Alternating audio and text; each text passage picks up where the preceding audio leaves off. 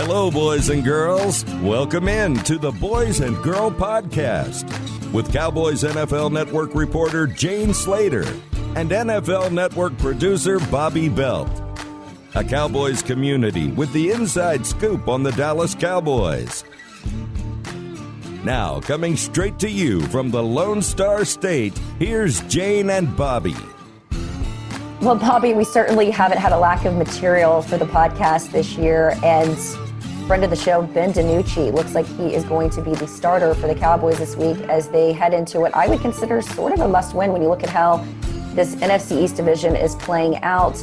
And, of course, they've got the Steelers ahead of the bye week. They need a little bit more confidence. And it's funny, Ezekiel Elliott said that, while it looks like Ben DiNucci is this confident guy in the huddle, and we certainly, I think, marveled at his confidence when he was on our podcast this spring and his likability factor. They call it a Q factor in TV when they ask the audience, how do you respond to this person? What is their personality like? He had a high Q rating for me.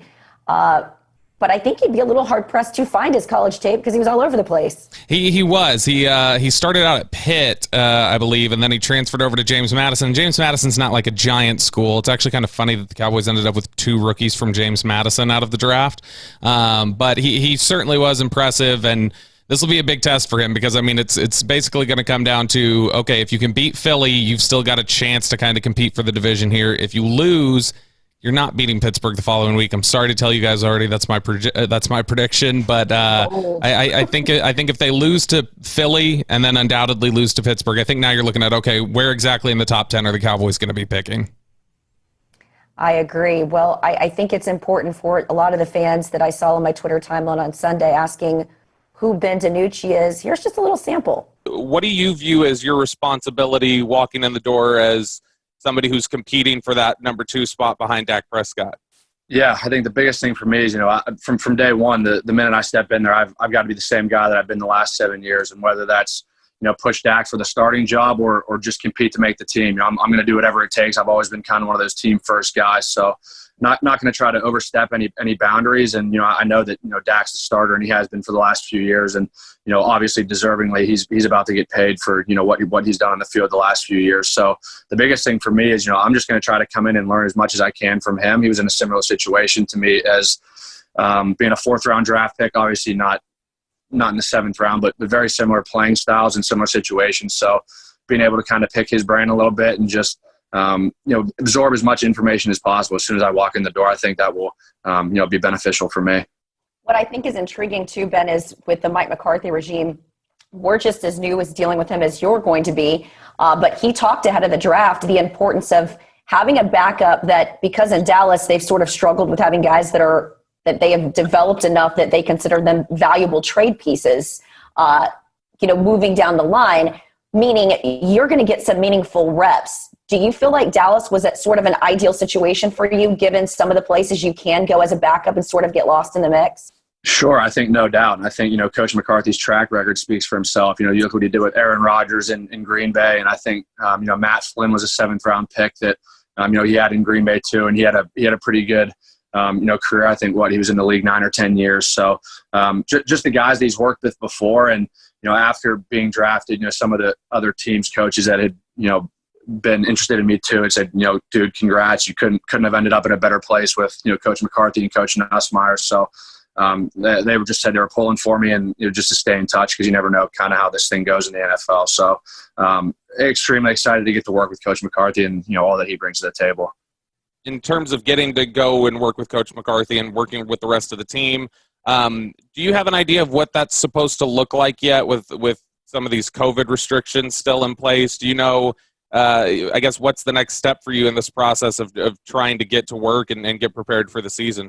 I don't. My Coach Nussmeier texted me last night and said, hey, I'm going to give you a ring tomorrow. And we've kind of been laying out a rough schedule. But I think some of these virtual meetings are supposed to start next week. So they've sent me an iPad that has the playbook and some of this stuff already preloaded into it. So I think, right, I'm in the same position as these guys are. No one really knows how to, react and adapt to this thing. So I think their plan is, we're just going to take this thing week by week. And as soon as, we hear anything else, we'll relay that information as soon as we can to you guys. What I think is interesting too for you, Ben, is a lot of these guys on offense are coming into a new situation. With the exception, Dak wasn't in the virtual chats last week by all accounts, even though that wasn't officially confirmed. This offense literally has a week on you. They started last Monday, and they're learning the terminology and this new offense since there's been a change. So do you think that helps you a little bit? Because I know Dak had talked a little bit about, and this is just really applies to any player when they come from college to the NFL. There's so much information. It's really going to rely on you to be a self-starter. Are you one of those guys, and are you sort of embracing this challenge? Yeah, so the thing that's actually pretty interesting about all this is, my 5 years in college, I've had 5 different offensive coordinators. So every spring I was getting used to the plan of, hey, I've got a new coach and I've got another quarterback competition. So I've been a part of 5 different playbooks and kind of had to learn on my feet quick, in those 5 years. So been around a lot of ball and had a lot of different coaches. So I think that's one of the things that'll play an advantage as I get going here. But kind of, the fact that everyone comes in on ground zero and, it could be a new offense. I think it helps me, and, I'll try to get back up to speed as quick as I can. And Bobby, as we look to this team, and look, they've obviously released 2 players this week. They sent one to Detroit, Everson Griffin. I still think there's going to be some questions moving forward as it relates to the buy-in, how you get to these guys in the locker room. I think it's important that there is this distinction that you cannot devalue the importance of connection and time spent. And Troy Aikman sort of alluded to that this week as he tried to make sense of why this offensive line full of so many young guys didn't immediately throw hands at Bostic for that ridiculous hit on Andy Dalton. But I think to get a sense of that, you've got to talk to some of the guys that have done it, that have connected with some of these players. And I'm not saying by any means are any of these the players that are disgruntled, but as I said, the frustration as it relates to this disconnect, it's been pervasive. I've talked to a number of people who it's just not a few disgruntled guys in the locker room or people with axes to grind or guys that aren't grasping concepts. It does feel like this thing is pervasive. So how do you get a sense of them? And more importantly, where are they now? I always loved that when, what was it, VH1 that did this? Where are they now? Where is Kris Richard? Where is Gary Brown? We were lucky enough to get 2 guys that have aspirations to continue coaching, one a head coach here on our podcast.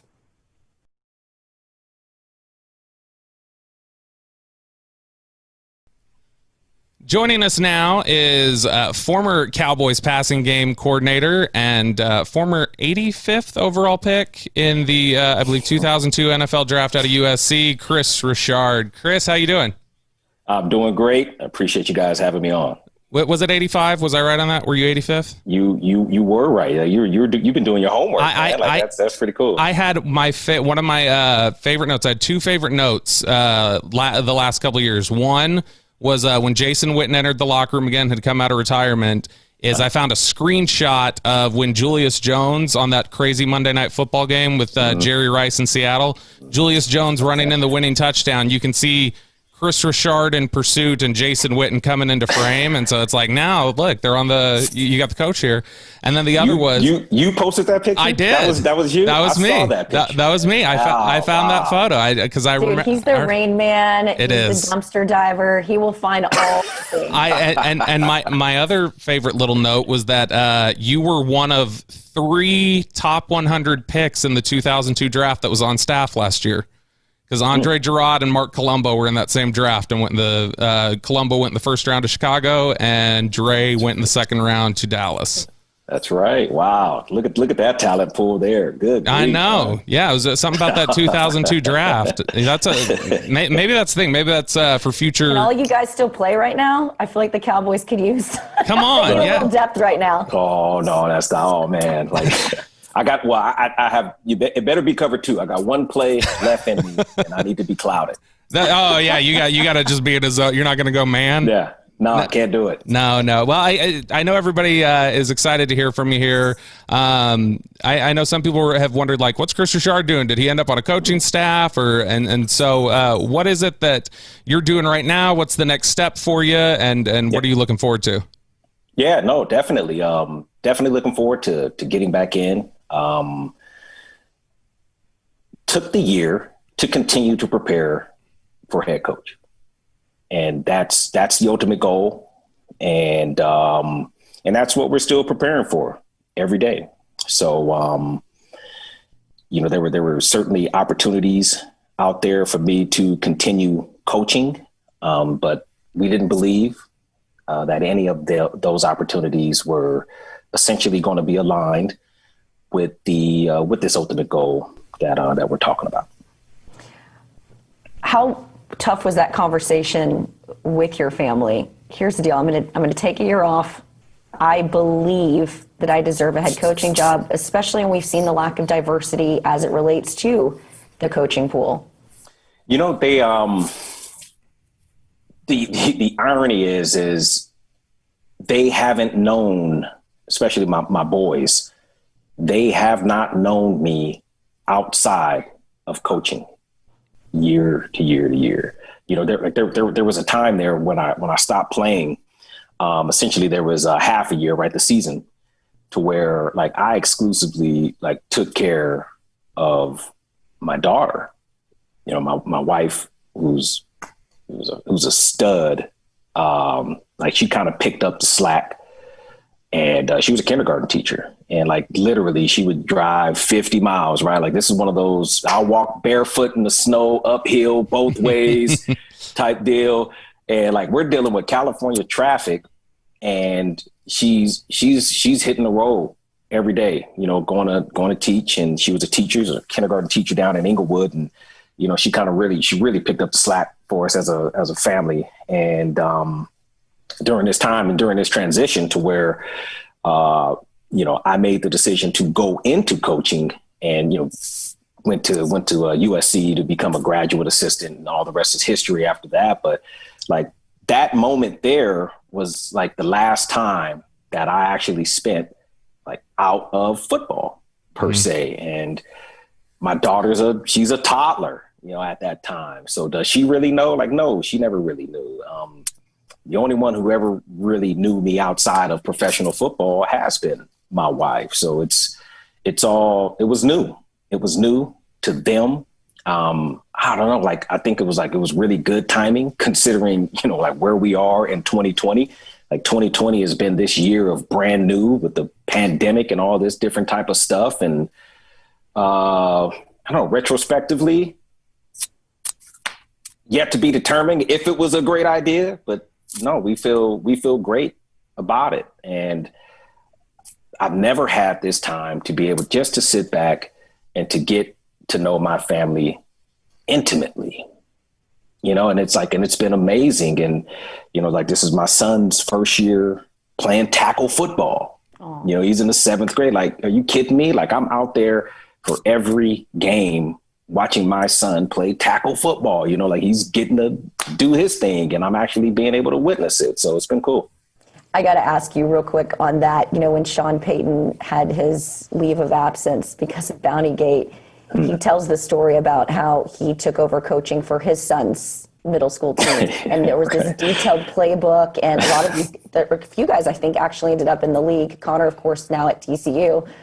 How hard was it for you not to help them come up with a playbook and make it as detailed as possible and go out there and coach? How hard was it to be a spectator, or are you even coaching? No, not coaching. You stayed away from that. You let him have the thing. It's easy for me, and I've always told myself that, I just want to be a great father. And I love football, but football's not as important as obviously my relationship. And not as if I would be out there and coaching, it was going to be bad. I'm not saying that at all, but there are certain things that you kind of recognize in your children, and regardless of the football background and all that stuff, I'm still dad. So guess what I have to deal with, right? Dad, you don't know. So, okay, if I have to deal with dad, you don't know, then I don't know. You're right. I'm just dad. I don't know.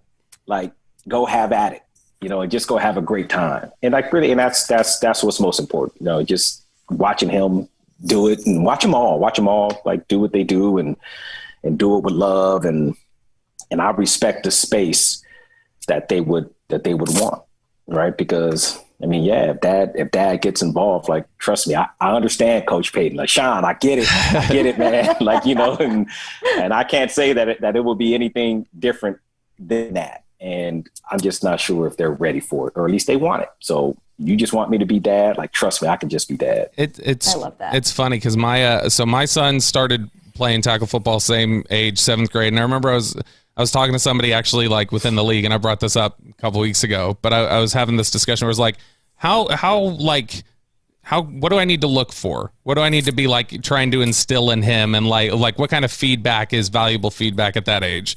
And they said, look, 7th, 8th grade, up into high school that changes, but 7th and 8th grade, the only thing you need to be looking for from them is effort. Are they giving effort on every snap, or are they loafing it? And then the other thing is, are they showing respect to their coaches, and are they taking instruction from their coaches? Outside of that, you don't need to say a single word to them about how they played or anything. You just need to look at effort and were they receptive to instruction. Outside of that, you keep your mouth shut. That's it, man. Like, you got it. Like, where's the manuscript? Like, somebody's got to write that down.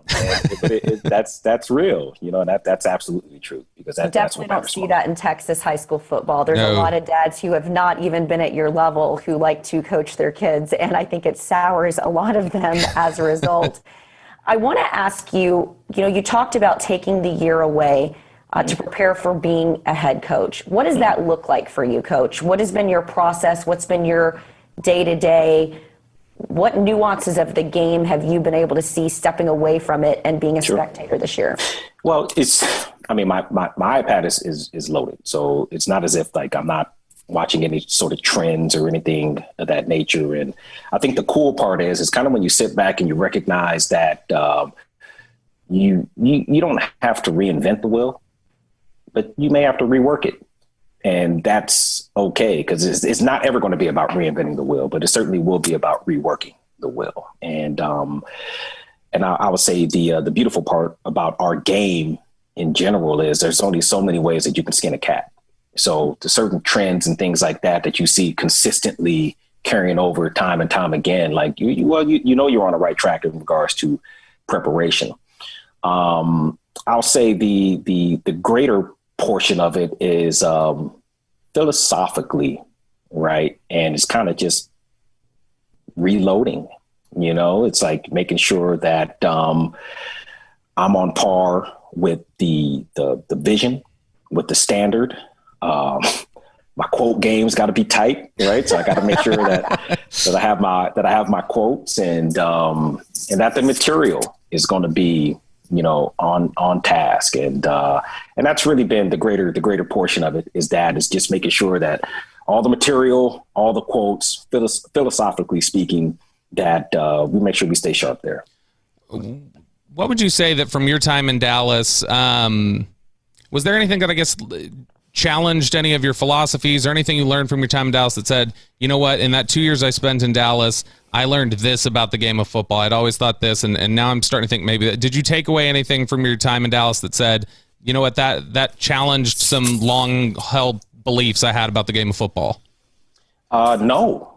My experience in Dallas was awesome. It really was. And I would say, like, the best part of it all is that my family is here and they're thriving. Like, my wife, my children, and I mean, quite honestly, if the Dallas Cowboys never existed, like, we were making this move to Dallas, like, period. Like, that was happening. And it just so happened that the Cowboys were here, and, and they invited me on to join their staff. So the coming here was more about a move for our family than it was for anything. Football speaking wise, just having a chance to get around other people, to hear other philosophies, other coaches, right? Because I spent the entirety of my time in Seattle. Mm-hmm. And just to get out and to see other people at work. And then obviously, to be able to see if whether or not you're going to be able to recreate your standard, right? Personally, as a defense coordinator, defensive coach. and things like that. Just being able to see if who you are, what you bring, what you represent can stand the test of time. So were there any challenges in particular? Like, no, I can't say that there were any challenges in particular. It's just kind of being able to recreate the type of football that to be a championship standard. That's always going to be a challenge, right? And that's what's always going to be the challenge year after year. I think the one thing that everyone needs to understand, and I think a lot of people do, is in general, nobody comes back the same. So whether you've been in a particular system or not, year after year after year is going to obviously bring and present its own different set of issues and challenges. Because why? Nobody comes back the same. When you look at, talking about some of your beliefs that you have, and specifically how you had referenced, not, reinventing the wheel, but, tweaking the wheel or however it was. I know that one thing that has been a big philosophy of yours, and you may not want to give away all the secrets, but I am curious, because I think fans always had a curiosity about, like, okay, what is that? And it's I've heard it called by two names, so you can correct me on which one it is. And it's the press man technique that you guys use that you're in favor of. It's the step kick or the kick step, depending on who you talk to. So could you explain a little bit, without obviously giving away all your trade secrets, what that philosophy was, what you try and teach in press man, and what that is all about? Well, I could, but there might be a knock on your door a little later on, which we don't want that knock on the door. No, is it going to be from a gum chewing gentleman? It may be with the initials PC. Yeah. No. In all seriousness, well, really, it's about simplifying the game, and I think kind of what I've grown to learn, or at least to understand, is that me in particular, that I may have to be careful with my language, right? And I say that because when I say it's simple, or we're simplifying it, people tend to believe that it's simple. Well, the deal is in the detail. What makes it complicated is in the detail. But that's the difference between kind of being a teacher and being a professor, right? The professors get more notoriety, but the teachers are the ones that actually do the job. See, what the teachers do is they take something complicated and they make it simple. And what do professors do? Right? They love to profess.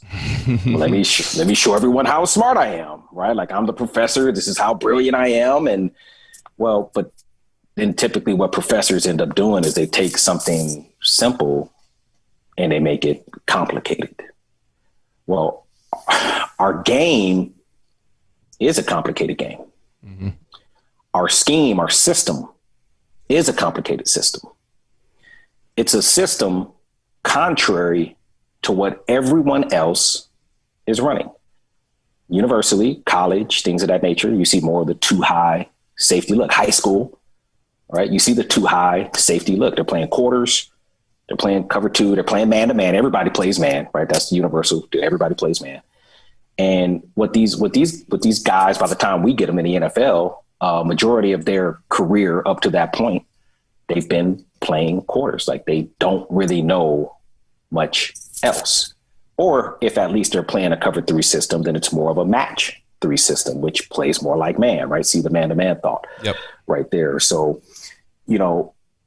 what we do, right, is, again, teach them something new, something that they're not accustomed to. And we're able to teach it in a form of fashion that makes it really simple for them to understand how we break it down, how we introduce it, how we practice it, how we prepare for it, and essentially how the offense prepares for us. And more times than not, what we end up doing is essentially we end up dictating how offenses are going to attack us time after time after time.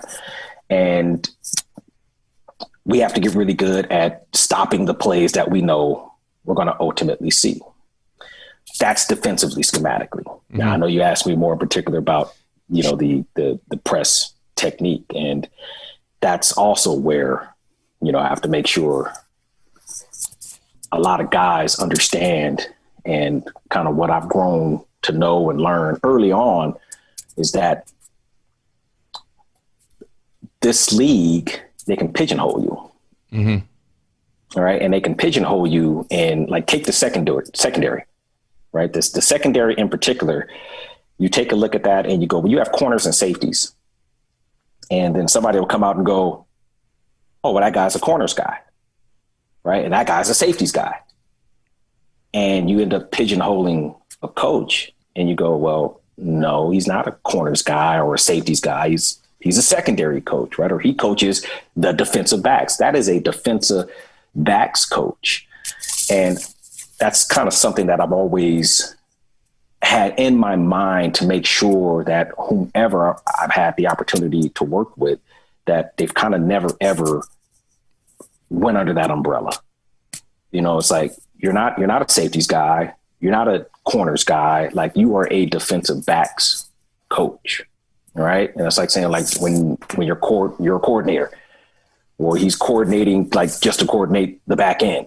Right. Or he's just coordinating to coordinate. Well, no, it's a defensive scheme. It doesn't, which I digress, because you got the pass game coordinator and all that stuff. But anyhow,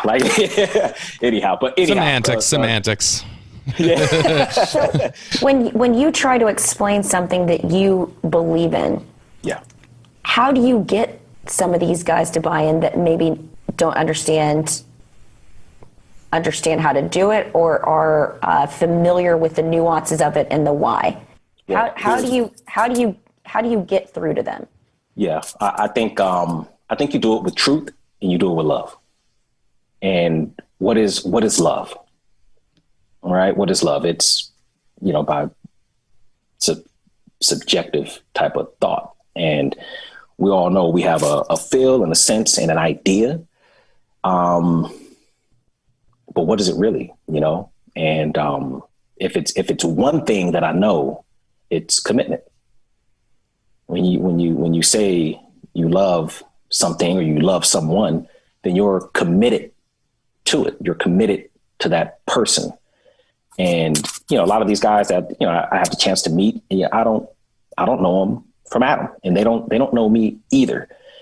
The one thing that we have in common is, theoretically, a love for football. I know I love it. You say you love it. We'll get to the point to where we find out. And I think what guys are able to realize, and I'm hoping that's what they're able to realize, is that I care about them more as a person first. I love them as a man first. And if we work on the man, the football player will take care of itself. I have one responsibility as a coach, and that's to get these guys to be the absolute best that they can be. Not the best football player, the absolute best person that they can be. And the football will take care of itself. That's number one. That's the end all. And that's where it'll start, and that's where it'll finish. So whether we have 1 week together or 10 years together, and I'm able to coach you, I want to make sure that there's a lasting impact on your life. See, too many times, especially in this game, and it starts young. It starts young. Too many times in life, our guys have to deal with interaction, or they have to deal with relationships that are all transactional. Mm. What can you do for me? Yep. Right? What can you do for me? Well, that's not it. I'm more interested in building relationships, and I'm more interested in interactions that are transformational. So whether it's 1 week or 10 years, we're going to have interaction that's going to be transformational. And you're going to see, and you're going to recognize that what we're doing here is bigger than football. Like these guys, I said, I mean, you know, like you have the world at your feet and all that cool stuff or whatever else you can think of. And like these guys have a really great opportunity to have a great impact, not only just on their particular environment, but on the world in general, you know. And what's a coach? You know, like what's a coach? Yeah, just give me the plays, give me the X's and O's. Well, no, you're more than that. You're more than that as a coach. And if you're not willing to accept that responsibility, then you shouldn't be coaching. Have those bonds lingered with some of the guys in the locker room? In other words, do you still talk to some of your guys? Do you think that footprint lasted? Yeah, I talked to all of them for the most part, you know. And but I would say like the biggest thing is like it's not about me. It's not, you know. Like the relationship that I'm hoping that they all buy into more is the relationship with the guy sitting next to him. Those are the ones that are going to last longer than anything. Right? Like that's your peer, you know, like that's the guy that you're going to be able to relate to more. So we'll have our relationship, but what's most important is that those guys sitting next to one another have the relationship that they know that they can rely on far beyond the years that football are going to give them. Bobby, I've got one more for him. Yeah. I am curious, how do you get guys to do that, especially if I'm sure you've dealt with this in Seattle because Seattle's, you know, always pretty active with free agency. When you bring in some guys that aren't the homegrown guys to the draft, how do you create that sort of bond in the locker room? And while you haven't coached, obviously, this year and in COVID, could you see some limitations on that given just like what people are dealing with to get that bond to work? How would you go about that if that was you? Yeah, the system is each one teach one. So if it's someone new coming in that hadn't been there, well, who's responsible? Right? Every single man sitting in that room, every single person sitting in that room is responsible for the new addition. Well, it's a brand new scheme. It's a brand new system. Well, everybody sitting in the room is responsible for the brand new scheme and the brand new system. If we all take the time to hash out and go through the detail, then we'll find our success there. Can't be any freelancing, can't be any making stuff. It doesn't matter how you did it before in the past. It's how we're doing it now. And if we all come, and this is day one, we all come to the agreement on the vision that we have for our unit. It's real easy for the coach to stand up there and go, well, this is what this is the vision for the team and the vision for the defense. And this is how we want to make sure the vision for the offense. And this is how we want to do it. But, you know, if the butts in the seats don't agree, then it's going to be a whole lot more difficult than what it should be. But I think that's kind of the thing that you want to lay out day one. And I think it's important that after you give your vision, then the guys have the opportunity to share their vision. So that way now, vision of the coaches, the vision of the players, and now we combine the two to find our synergy.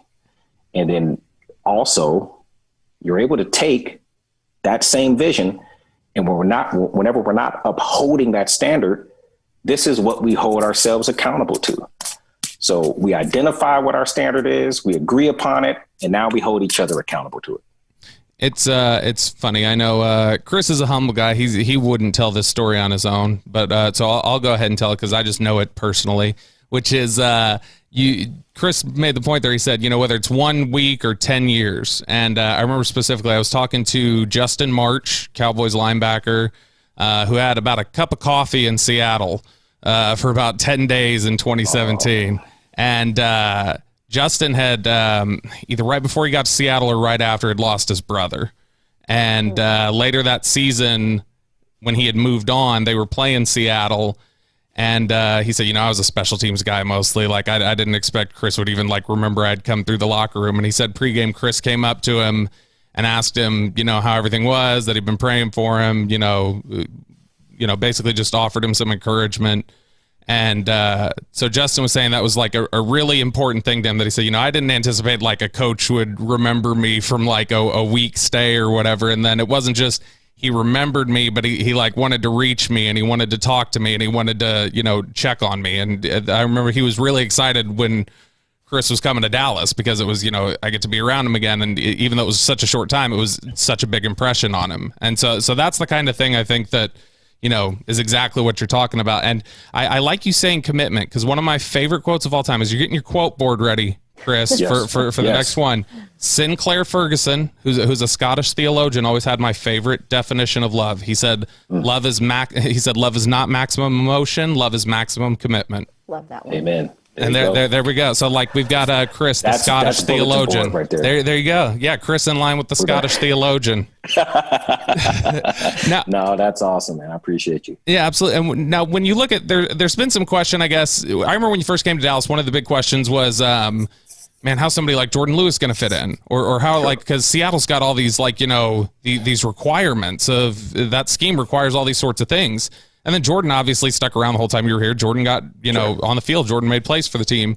To what extent does your scheme dictate what kind of personnel you're fleshing out versus, how personnel dictates what kind of scheme you're going to run out there? Is it generally the same sort of system and just say, well, if we don't have the exact parts we need, we'll make some little tweaks, or how do you generally approach that question? Well, that's exactly right. And I think that's kind of the mentality or the focus that you take as a coach, and specifically, right? It's when I wake up in the morning, right? Like, yeah, there's a profile, okay? Like, yeah, of course, there's a particular profile, right? This is exactly what I'm looking for. Well, if you don't get it, then what? Right? Then what? Yeah. Well, the whole idea is, and I know you guys have heard this statement before, but like, I'll take my guys and kick your butt, and I'll take your guys and kick your butt. So, and that's like that's a real mentality. And I think a lot of guys, that's what makes more of the successful coaches continuously have success. It's, yeah, you have an idea, right? You have a standard, you have a vision, but what if? Okay, but what if you don't have all of those guys? Well, it doesn't make a difference. You're going to take what you have and you're going to make what you have work. Well, how are you going to make it work? Right. Okay. Then what's your definition of work? Okay. Right. It's like, no, getting the guys to be the absolute best that they can be, period. I think there's been some thought or some discussion that people had thought that the scheme that was being run the last couple of years, that, maybe there wasn't enough disguising, which I thought was interesting, because I know you had said that your very first training camp interview you gave, I remember the quote that stuck out to me was, you said, our goal is we want to create as many problems for the offense pre-snap as possible, and that you wanted to make things as difficult for them as possible. In general, is that still, is that something that you feel like you were able to achieve in Dallas, that you were able to do those sorts of things you wanted, or is that an instance where maybe they're right, there wasn't as much pre-snap stuff and it's because personnel was dictating scheme, or how would you generally respond to that? What would you say would be more the threatening looks for a quarterback when he walks up to the line of scrimmage? What is kind of the in general idea? In terms of just showing him a coverage look, or in terms of like showing him blitz, or yeah, it's like something that's the most type of menacing look, right? You want to create type of this look, right? Which is the whole point of disguising, sure, right? Is to make the quarterback uncomfortable. Mm-hmm. Well, what if I were to tell you one of the more uncomfortable things for a quarterback to see is all his wide receivers pressed up? But then he looks up and he goes, oh my goodness, my timing's getting ready to be thrown off. All of my guys are being jammed. All of my guys are getting pressed. All of my guys are going to be challenged at the line of scrimmage. Now, I only say that because that's just part of philosophical. That's just a part of the problem, right? What would a quarterback rather see when he walks up to the line of scrimmage? He'd rather see somebody on the outside soften off because he knows, okay, well, I can go with the ball here. So yeah, there's multiple ways that you can achieve either confusing or intimidating a quarterback pre-snap. And that's essentially the idea, right? So the whole kind of confusing the guy, well, I'm not sure how many quarterbacks who get confused, like how long they actually last. I think a big part of it is if a quarterback believes he has something or he believes he's going to have an outlet, and then you take that away, right? So you take what they do best away from them, and then you start to impose your will on an offense. But disguising, that's a process. Disguising is a process. That's a part of the ongoing process because there's a such thing as ability alignment. If your ability only goes so far, and yet a defense requires a particular amount of disguise here and there, well, if you have half the field and you're just not quite athletic enough to be able to show a single high look and then get back to the half, then obviously the best thing for you to do in particular is just to go ahead and stand back there to make sure you take care of your half, because ability says I need to be aligned here. And that's just all a part of the general philosophy and kind of understanding who you have and just, being able to go through and be able to work from there. You said you've looked at a lot of tape this year, and I'm curious if you watched these Cowboys game, and if you have, given the sense that there's just been such a knock on this team for a lack of gap integrity and effort and assignments, are you shocked by that? I have not had the chance to watch them specifically. Now, I've been more of a casual fan on Sundays, just kind of zipping through, right? The DirecTV. So we got the package, and like I'm exhausted by the time we get through the first series, the games in the morning. Look at that. Right? Because like I'm trying to watch them all. So I'm clicking. And by the time we get to the second half, the afternoon, like we're 12 Central Time here, right? Like by the time we get to the second half of the games, like I'm exhausted. Being a fan is exhausting. See, now right? You can speak to it, Coach. Yeah, no, it's awesome, and I love it. I love just being able to kind of go through and take a look at all the different situations, and that's a big part of the preparation is kind of going through each and every single game and trying to catch as many situations as I can, just kind of stay situationally involved, right, and situationally aware. Has that been tough for you? I mean, when we talk about your career trajectory, you mentioned you want to be a head coach eventually. Has that presented any problems? Because you're somebody who's interviewed for head coaching jobs and things like that. Has that presented any sort of, I guess, personal tension for you? I don't want you to have to speak to somebody else's feelings, but has that created any problems for you where it's like, man, I don't necessarily want this guy to think I'm coming for his job? I think that's something that a lot of people really thought was great about the way Rod Marinelli had worked so well with you and had said, like, hey, let's let Kris do the interviews during the week. I'd really like to, people need to hear Kris's perspective. Is that something that you think is something to consider when you're also picking a job? Is like, hey, look, I don't necessarily want this guy to think I'm coming for his heels. Like I'm just waiting for him to mess up and I'm going to swoop in and take his job. Yeah, no doubt. But I think that comes with relationships, which, it's part of the reason why a lot of guys get hired to begin with.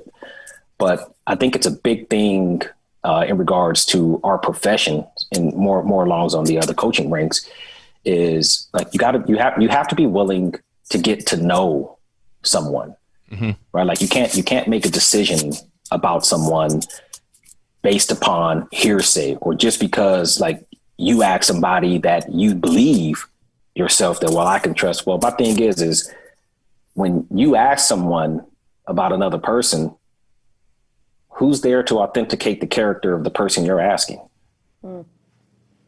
So you're asking character questions or these type of personal questions about somebody. Like that's what you have to get to know yourself, and I think that happens few and far between in our league. Like people would rather sit back and go, well, so-and-so said this or so-and-so thinks that. Yeah. And, like these false narratives and alternative truths, start to. That's a kind way to say lies, but okay.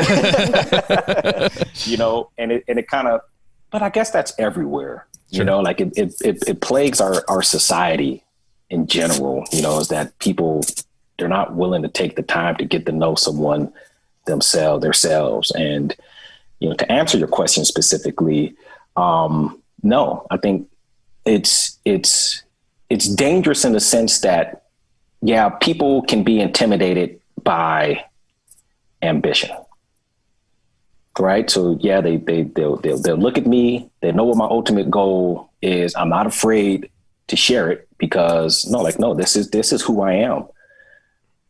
Certainly, absolutely does not mean I'm going to undermine or do right. So all these different things that may come about. Well, I think what you'll grow or learn if you're willing to, or you want to know, is that I'm loyal, and so the danger of ambition is other people's problem because they may be afraid. Mm-hmm. For me, it's kind of a deal to where, yeah, it's kind of a peculiar place to be in because, well, yeah, like that picture has been painted of me, right? Well, this guy should be the next guy, and like, trust me, like I'm flattered, like that humbles me.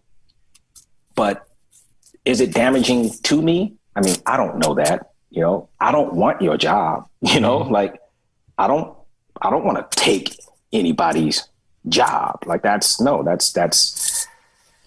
just not me, like that's not my brand at all. Right. Like brand, like, so it's like, well, I do think it's telling because, you talk about who speaks to your character, and Rod spoke to your character a number of times and said you deserved a head coaching job. And I think by him having you out there, doing the media with us in that capacity, I think spoke to that. I don't think a guy like Rod Marinelli is vouching for or rolling people out there that he doesn't think are ready for that job. I mean, I look at Matt Eberflus was another one that he spoke highly of and thought, at least deserved a defensive coordinator job somewhere else. And then Matt got that in Indianapolis. If you get to sit down with the GM after this offseason, Coach, what's the one thing that you would say to them? Wow, man, like that's a really real good one right there, and what is this now? I've been through 6 of them? I've been through 6 of them already now.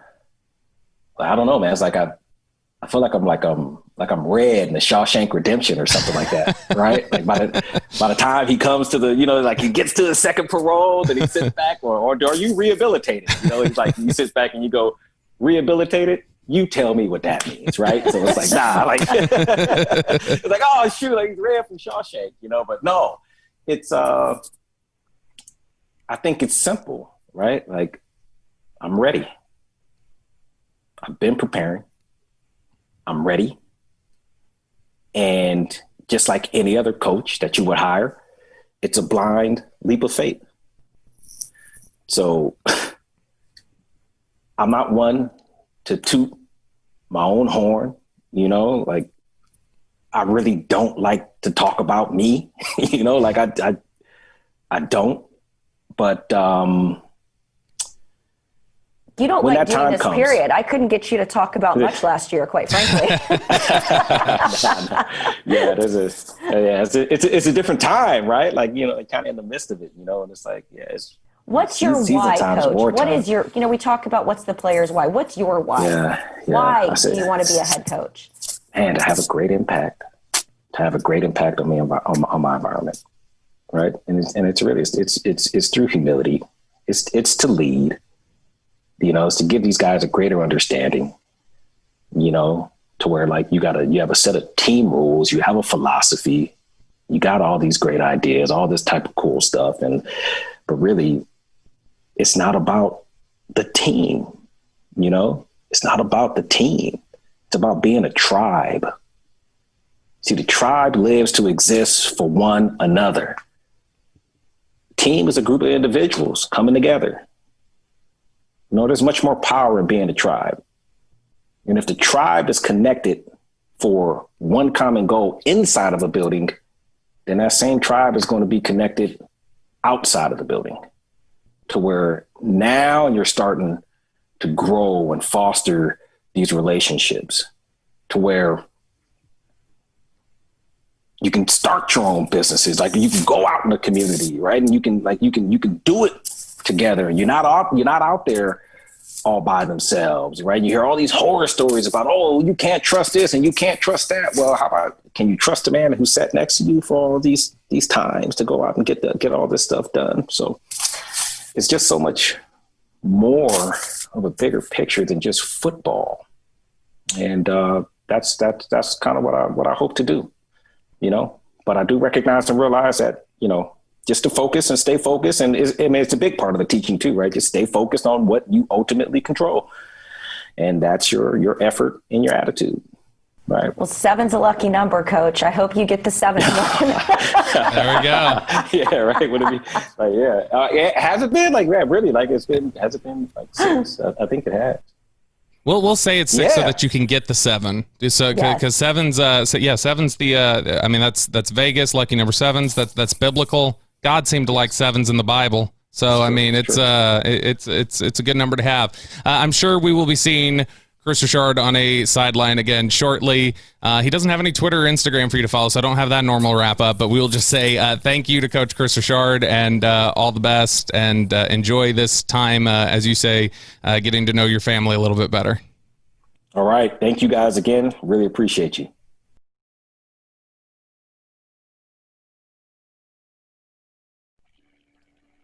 Joining us now is former NFL running back and former Cowboys running backs coach Gary Brown. Gary, how you doing?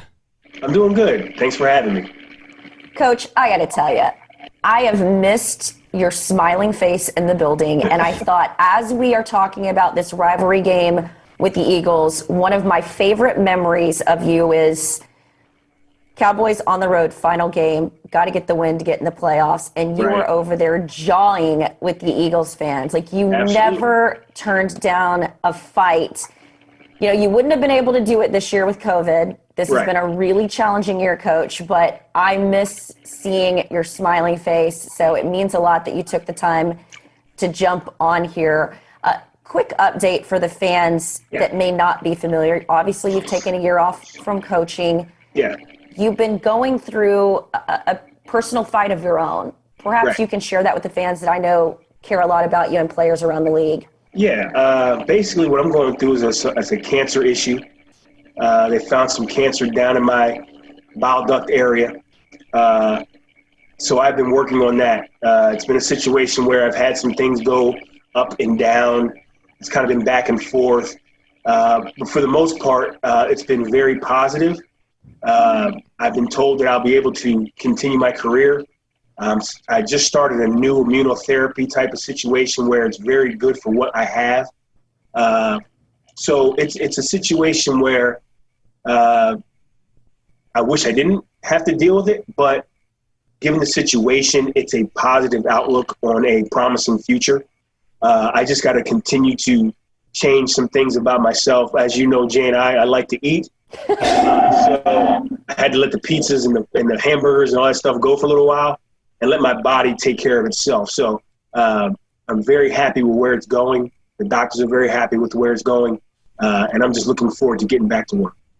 If I have to say, you're having a bit of an Adele moment here. You know, Adele has debuted, and she is, you know, some of us haven't taken advantage of COVID. I know I did in the beginning, but at the end, it's hard to be consistent, but you look great. And every time I've checked on you, all you talk about is wanting to get back to coaching. You know, we had Kris Richard on, and he's really enjoyed some of the time to connect to this family. And I know you love your kids and you love Kim, But you just can't stop talking about coaching. How much has it just killed you to watch some of these games at home? And by the way, we don't fault you for it, Coach. Right. You've been battling on your own football field here. Oh yeah, I agree with Kris. It's been a great opportunity to hang out with the kids, hang out with Kim, get to know how the house works and how she runs it. So it's been really good, but at the same time, it's been killing me not being out there doing the things that I love to do. And what I love to do is really teach. I really love to teach the guys the game of football. I really like being around the guys, the coaches, even the media like yourself, the good ones, the ones that don't try to, make you look bad. But I miss all those things. So you're hard to make look bad, Gary. I appreciate it, but I really miss being out on that grass and doing what I love to do. So I'm really looking forward to getting back into it. I think it was just a divine intervention that would happen to me, because if it didn't happen to me, if I did get a job right away, I wouldn't have even thought about going to the doctor, thought about trying to get my health together. I'd have been doing the same thing, and it got worse, and who knows what would have happened. So it was divine intervention, and now that he is taking care of me this way, now I can go back and work. I am so happy now that you're on the mend. Thank you. Absolutely. Now, you have been a bit more of a spectator this year, checking out the game. Have you gotten a chance to sit back and watch some of the Cowboys games, or are you just you being more the channel surfer? Like Kris Richard told us he was more just direct TV channel surfing. I'm a channel surfer, but I really when the Cowboy offense is up, I kind of stop surfing because I like to watch my guy. But no, I've been watching everything and everybody. Just been able to try to soak up more offensive playbooks and more offensive philosophies and things of that nature. So when I do get an opportunity to go back and coach again, my knowledge is even better. So I've been trying to channel surf, but at the same time, when 2-1 is out there running, I try to watch him. You have a really close relationship with Ezekiel Elliott, and he went through some hard times starting with his rookie year, and yes. There was a lot of bad press out there about him. But it's interesting, even as the years have gone on, I've gotten a different appreciation of Zeke and for who he is. But what stood out for you about Zeke that perhaps those that don't know Zeke or that aren't his inner circle get? See, what you don't know about Zeke is that he's a very passionate, caring, private person. I think we all did things when we were younger that we didn't, that we look back on it and say, I wish I wouldn't have done that. I think there was a lot of things going on with Zeke at that particular time that, he was a young guy having fun, trying to enjoy life, but he just made some missteps. And, we talked about those things. I think he appreciated me being able to talk to him about those things, and he's moved on. If you look at him now, he's completely different. He's always been that guy to me. He's been able to share things with me. He's always been very upfront and honest with me, because I think I gave him an opportunity, or I gave myself an opportunity to open up to him, to tell him things about myself. And I think that's a key thing with coaching. I think until they know you care about them as people, they don't really care about what you know about the X's and O's. I think that's what me and Zeke's relationship is built on. It's built on a personal respect, a personal love for one another, a personal care about what goes on in our lives. And I think that's how it should be with most players. I think that's why we had such a successful relationship while I was there. So the things with Zeke that people don't realize, like you're asking, is that he's just a normal guy. He's just a normal person. I think you get a lot of pressure being the third or fourth pick. There's a lot of expectation, but at the same time, you have to understand he was thrust into a situation at 20 years old that I know I wouldn't be able to handle at 20. And, I think he's better for it. I think he's become more of a leader that way. He was trending that way when I was there. I think he's trying to take on those steps now with that gone. So I think if people just kind of just let Zeke be Zeke, he will impress, and he will continue to try to get this team right. Has it been to watch him struggling as it relates to ball security? And if you had to sit him down as his coach right now, knowing what you know about him and how he responds to things. How would you work through that with him? Well, we would sit down and we would watch the film. I'm sure that's what they're doing. Skip is a great coach, great person. So I'm sure that's what they're doing. And just figure out what the problem is. Is he trying to press too much to make a play because Dak is gone? Has he tried to put too much on his back? I got to make a play. I got to make a play. You know, people expect this from me and this and that. Instead of letting the game come to him, just let the game come to you.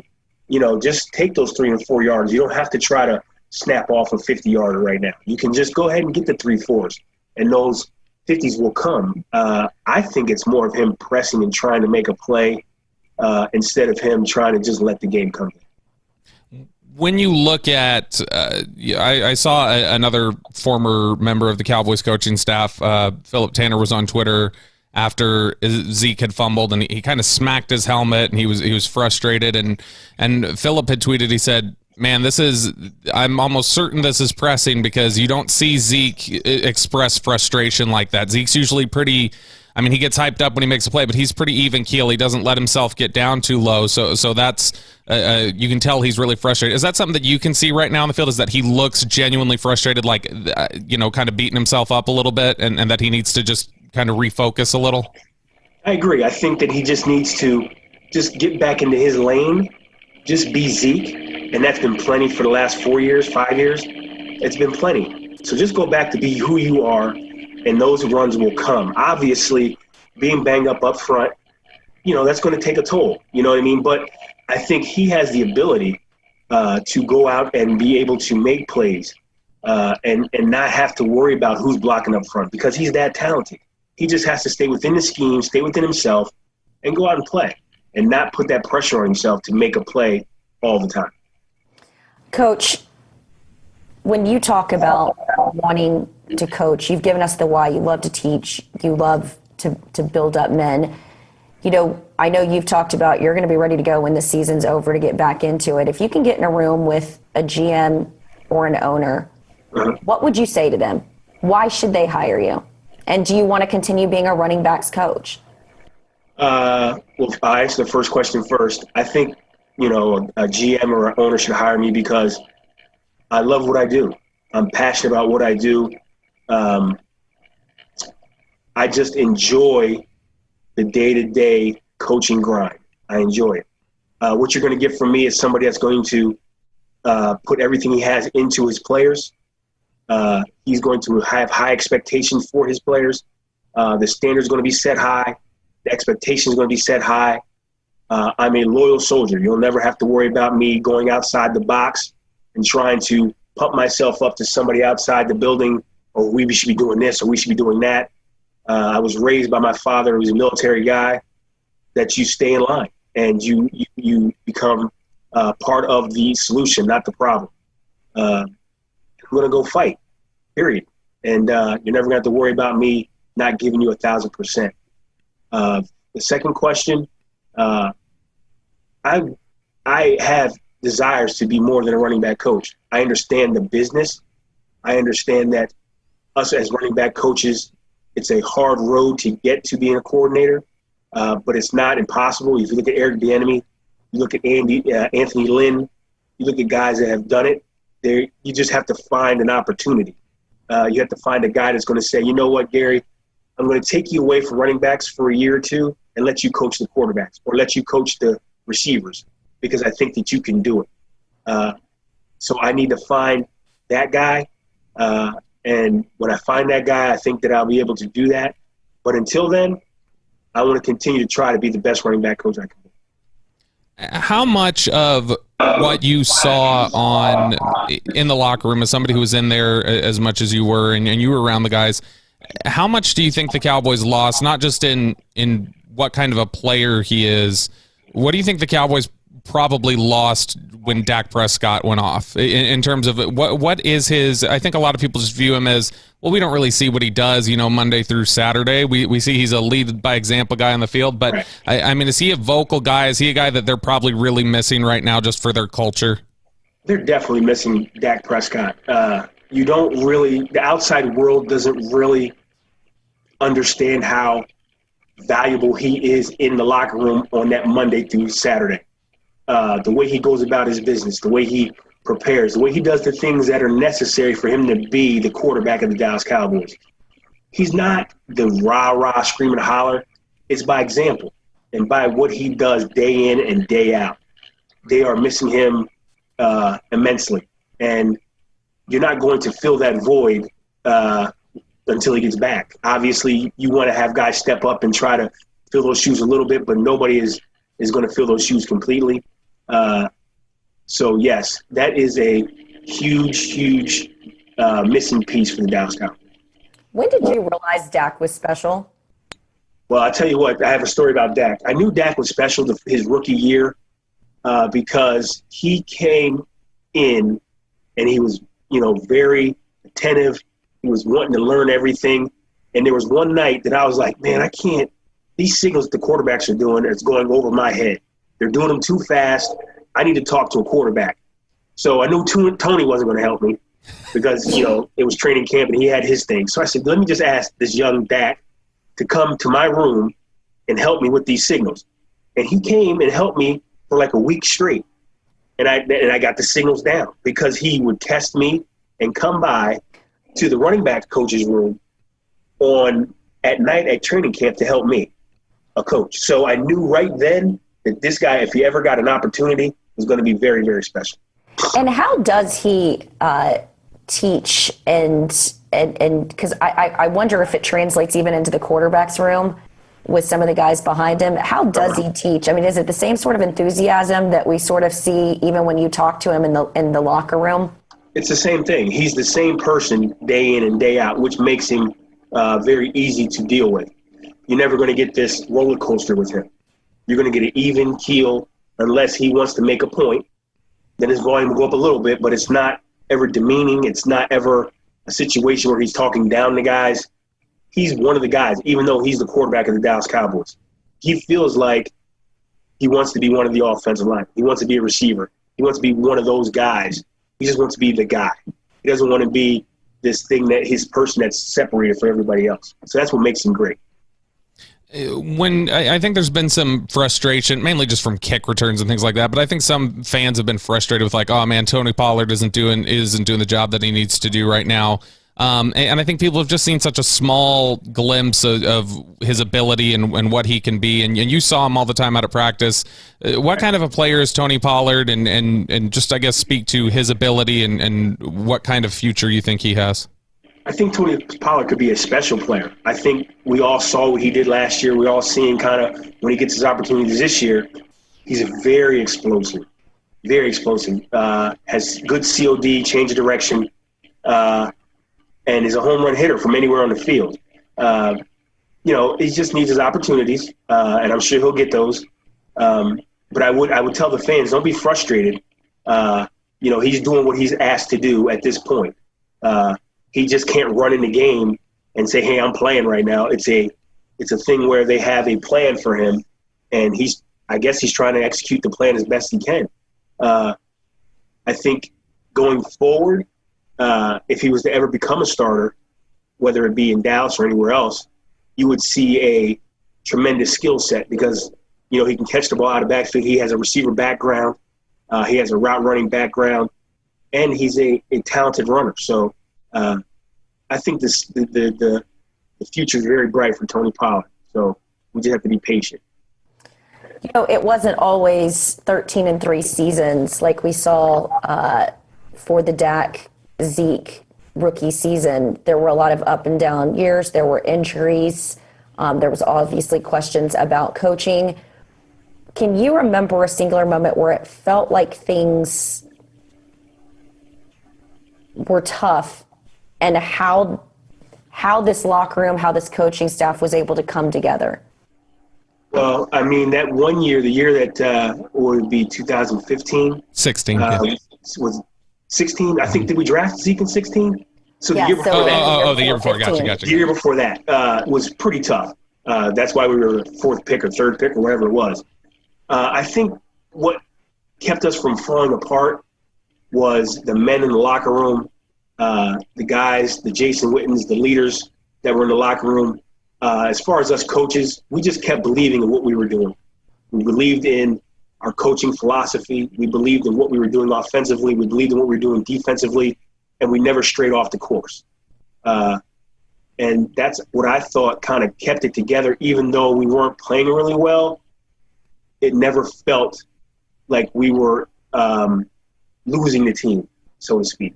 It always felt like the guys were ready to fight every week, and we went out and tried to play the best we could.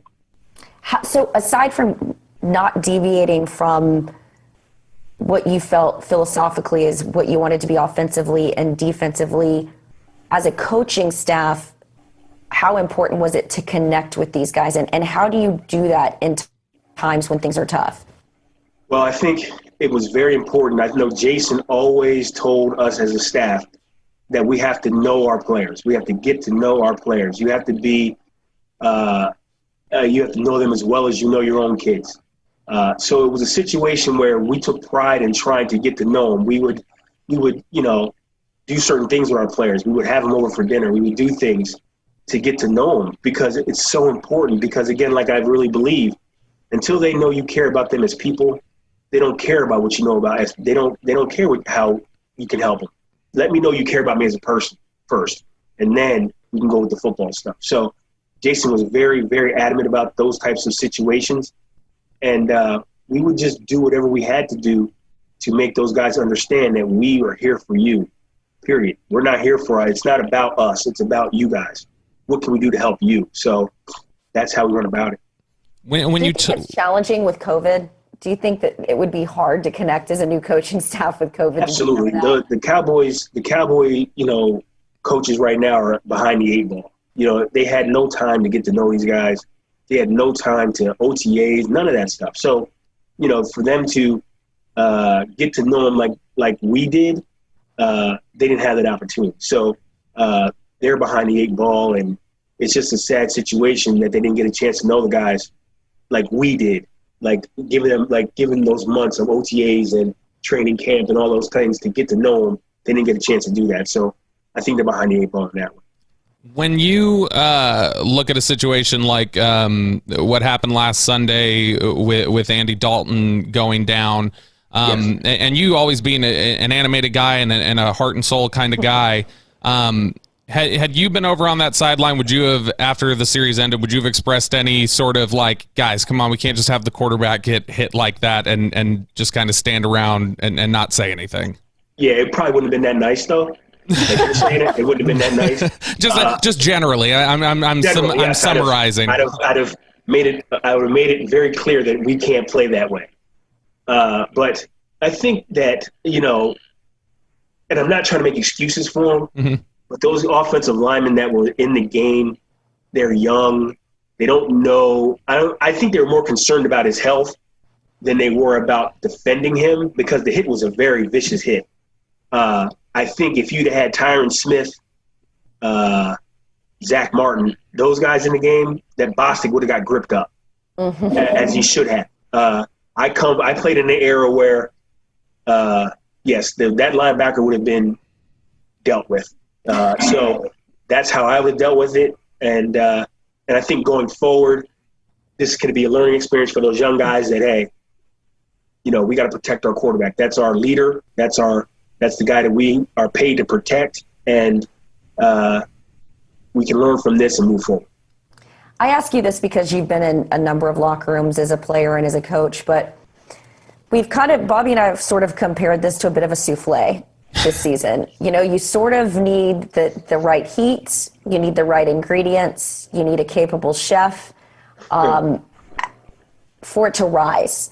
Right. And it feels like all of that has been off in varying degrees of the preparation of the souffle. In other words, they thought it was going to look just like they saw on Pinterest, and they didn't quite preheat the oven enough.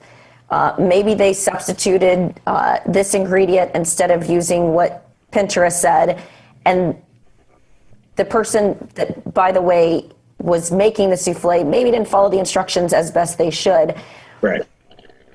Is it possible that that's kind of what's happening here in Dallas? In other words, it takes a lot for locker room chemistry to happen. It's not ready made. Right. And then when you add a couple of outsiders via coaching staff and players, that can be really hard to expect that things are going to go without hitch, and then you're going to have all of these injuries. Absolutely. I agree with you 1,000%. You bring in a new staff, you bring in new players, you have all these injuries, you had a pandemic. It's not – there's guys – if you look at the teams that are playing well, the Pittsburghs, the Seattles, those guys have been together forever. The system is the same. Everything is the same. For the Cowboys who have been dealing with what they're dealing with, new staff, new players, pandemic, all these things, it doesn't bode well for success. It really doesn't. And you have to give those guys a chance to have an OTAs and have a training camp before you can say that, oh, they need to be gone and this and that. That's not really fair to those guys. But I agree. Something's just off. It just is. And we can look back at a lot of things, and I really believe that without the OTAs and all those things and the pandemic and Zoom meetings, and I mean, I don't know how I would have dealt with a Zoom meeting with running backs. Like, that's not what we do. We get in the room, we get on the board, and we ask questions. You guys get on the board. There has to be an interaction. This would be very difficult for me to teach. You know, and I know this newfangled way of teaching, and I know all the schools are doing it, but for me, I'm a hands-on guy. So I really feel for those guys over there. A lot of those guys are still my friends, but you know, it is what it is. So you're saying no connection. That's important. Absolutely. As a coach, to connect with the players and the players to feel that connection. And if that's off, have you seen in your experience that that's where things sort of start to fall apart? Absolutely. If my relationship is built off a computer screen from the start, and then all of a sudden, oh yeah, you guys can play, come to training camp, they don't know me. I don't know them. They don't know what my expectations, my mannerisms, none of that. I think personal interaction is very important to the development of a relationship, whether it be football, your wife, your kids, whatever the case may be. I think it's very important. And for them guys not to have that on top of the injuries, on top of everything else, it's just boding for what's going on right now. Well, as we wrap up here, I know you said you have aspirations that go beyond just, you know, being a running backs coach, that, you know, look at Eric Bieniemy and guys like that. So if somebody were to ask Gary Brown, say, Gary, what's your general, give me your 2-minute philosophy of what should an offense look like? What is it that you want to do with our offense? What would you say your ultimate goal of designing an offense would be? I think my offense would be multiple in its formations and looks. We would want to be as balanced as possible. I would say a 60-40 pass run. But I'd want to create as much confusion and making the defense feel as uncomfortable as possible with motions, with formations, with kind of never giving the defense a chance to rest. We'd do a lot of no huddle. And again, we would do some things where the speed, the jet sweeps, and all those things that would be necessary for keeping the defense off balance. I think that's what I would want to do. I think that, again, I would want to be a vertical passing game, but yet and still I want to have the underneath passing game as well. The run game, I think, for me, would be a mixture of a zone scheme with a gap scheme feel. I think that I want to major in the zone scheme. I think it's easier for the back. I think it's easier for the offensive line because, again, they get to come off the ball. The gap schemes are more intricate in what they want to do with the down blocks and this and that. So we would be multiple in that way as well. As far as, my philosophy, I would build it from the inside first. I would want to build it from the O-line first. Obviously, you'd want to try to get the inside of you want to get your left tackle to take care of your quarterback. We want to build it that way first. We obviously want to get our quarterback. We want to get our runner, and we want to get our receivers. So, it'd be a situation where, again, I want to build it from the inside first and go from there. I I gotta say, man, you look at talking about 60-40 passing, vertical pass game, levels concepts, building the O-line, all the pre-snap motion. I think we'll tweet out this clip. I think Twitter's going to start petitioning for you to just be offensive coordinator of their team. You're going to see a groundswell of support for Gary Brown for offensive coordinator. I appreciate it. I've been around a lot of great coaches, from high school up. I've been around great offensive coordinators, and I've tried to take as much as I possibly can to try to build my own philosophy. And if I ever get that chance, I think I'd be ready. I'd enjoy having the opportunity to build an offense and just be ready to go. Well, you've got the popularity vote for sure, because a lot of us in the media love you. We stay in touch with you. I know your players loved you. And I think all of us specifically have been fighting for you, and we're so glad that you are fighting for yourself right now. Yes. I wish you the best of luck, and I hope that you and I are talking in a couple of months about where you land next, and we hope you'll come on the podcast to talk about it. Absolutely, Jen. I'd be the first person to call. I'm going to call you first.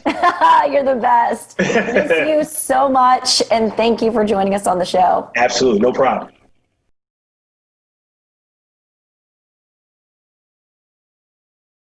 Okay, well, thank you so much to Kris Richard and Gary Brown for joining us today. Two really impressive guys, and guys who will no doubt be on sidelines again soon. And guys you can look forward to seeing out there coaching players soon. And again, all the best and prayers to Gary Brown as he fights this cancer diagnosis. And he sounds optimistic, and if anybody's going to fight, we know it would be Gary Brown. And so we have a lot of optimism there, but certainly lend him your thoughts and your prayers. And as we head into this game with Philadelphia, lend your thoughts and prayers to some of these guys on the Cowboys sideline, because it's been a rough couple weeks, and I think they'd like to sneak out a victory. And it's always good to beat Philly. So hopefully they can get it done. Don't have a ton of optimism, but this is kind of, I think, a teetering point for the Cowboys. Do they continue to pursue the division, or do they pursue a top 10 pick in the NFL draft? We'll certainly have our answers after this week. And I cannot believe I didn't address this for our listeners that aren't watching us on YouTube. The Black Cat shirt, apropos, as John Machota, friend of the show and writer for The Atlantic, pointed out, they truly haven't been the same. It is, I always say that. Why do I always do that? Yeah, because The Atlantic is an outlet, but it's just, it's not the outlet. But even still, it makes sense. But yeah, John did have a great note there about that the Black Cat, as much as everybody thought, man, look, this turned it around, and they won that game thanks to the Black Cat. The Black Cat was a jinx for the Giants. It certainly seems now like the Black Cat was a jinx for Dallas. It is Halloween this weekend ahead of the game, so hopefully they won't give us a fright and his reign of terror will end. Interesting side note, it sounds like they never quite found that Black Cat in New York. Oh, that poor cat, just running around, leaving probably, litters of kittens all around the stadium to haunt future teams. I did see one on the Katy Trail the other day, and I kid you not, I was hitting my stride, and I immediately turned around, and I ran back the other way. Maybe he did find his way to Dallas. It does not have to be a black cat. It could be like one of those marmalade cats or like anything else, and I would still turn the other way because cats are mean. Cats are all piss and vinegar, and I don't trust them. I'm just going to say they're smaller, domesticated versions of the larger, lion and tiger that would eat you. And so I know that attitude lives within them, so I just don't trust them, and you shouldn't.